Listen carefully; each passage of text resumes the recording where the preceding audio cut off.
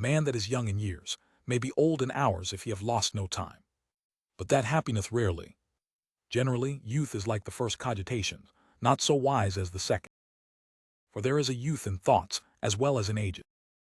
And yet the invention of young men is more lively than that of old, and imaginations stream into their minds better, and as it were, more divinely. Natures that have much heat and great and violent desires and perturbations are not ripe for action till they have passed the meridian of their years, as it was with Julius Caesar and Septimius Severus. The latter of whom it is said, Juventudem egit erroribus, imo furoribus plena. And yet he was the ablest emperor almost of all the list. Opposed natures may do well in you. As it is seen in Augustus Caesar, Cosmus Duke of Florence, Gaston de Foix, and others.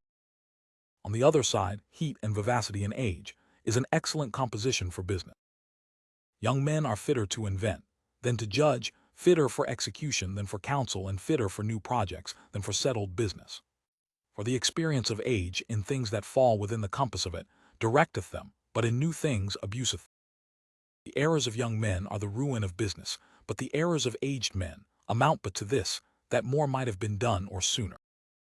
Young men in the conduct and manage of actions embrace more than they can hold, stir more than they can quiet, fly to the end without consideration of the means and degrees, pursue some few principles which they have chanced upon absurdly, care not to innovate which draws unknown inconveniences, use extreme remedies at first, and that which doubleth all errors will not acknowledge or retract them, like an unready horse that will neither stop nor turn. Men of age object too much, consult too long, adventure too little, repent too soon, and seldom drive business home to the full period, but content themselves with a mediocrity of success. Certainly it is good to compound employments of both, for that will be good for the present, because the virtues of either age may correct the defects of both, and good for succession, that young men may be learners, while men in age are actors, and lastly good for extern accidents, because authority followeth old men, and favor and popularity youth. But for the moral part, perhaps youth will have the preeminence, as age hath for the politic. A certain rabbin upon the text, your young men shall see visions, and your old men shall dream dreams, infereth that young men are admitted nearer to God than old, because vision is a clearer revelation than a dream. And certainly, the more a man drinketh of the world, the more it intoxicateth, and age doth profit rather in the powers of understanding than in the virtues of the will and affection. There be some have an over-early ripeness in their years, which fadeth betime.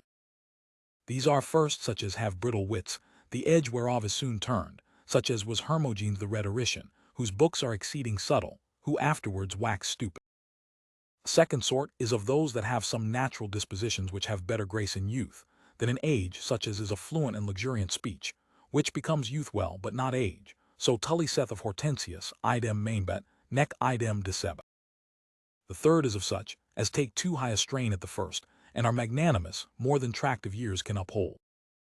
As was Scipio Africanus, of whom Livy saith in effect, ultima primis sedibit,